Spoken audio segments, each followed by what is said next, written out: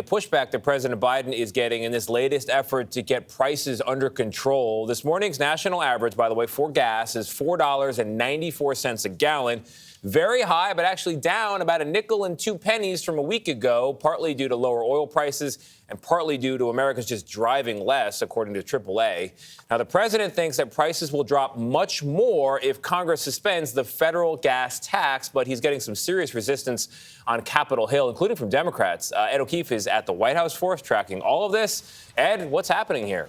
Well, Tony, you might think lawmakers want to help Americans save some gas money, especially this close to the midterm elections. But as you said, Democrats and Republicans throwing up some roadblocks, saying this isn't a great idea, in part because it won't necessarily save you as much as you might expect.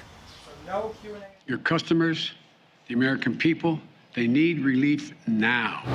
If Congress goes along with President Biden's calls for a 3-month gas tax holiday, the average price per gallon could drop 18 cents for regular fuel, 24 cents for diesel.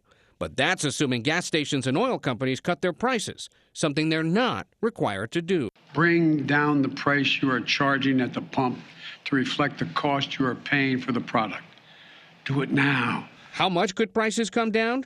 If it costs nearly $75 to fill up a 15-gallon tank on a typical small SUV, suspending the gas tax would save only $2.70. This is just a gimmick. We need to call it what it is. On Capitol Hill, Republicans who normally support tax cuts say Mr. Biden's proposal is a short-term fix. They want him to push for a boost in domestic oil production instead. He needs to take his foot off the neck of domestic producers here in the United States. And that's nonsense. Industry has more approved permits for production on federal lands than they can possibly use. And while some states are already giving drivers a gas state tax break, as the president encouraged, many Democrats doubt savings from a federal tax holiday would help people who could really use it.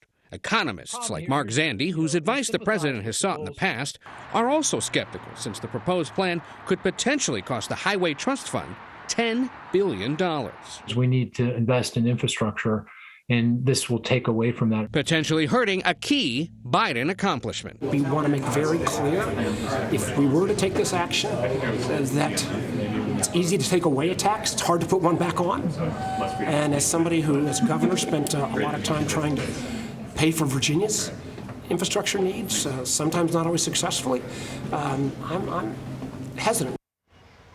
The president says that with tax revenues overall up and the deficit coming down, there's a way to temporarily fill the Highway Trust Fund with money from other parts of the government while this suspension would be in place. We'll see about that. Now, today, the Energy Secretary and other Biden administration officials are set to meet with oil executives to talk about driving gas prices down further. Nate? Ed, thank you.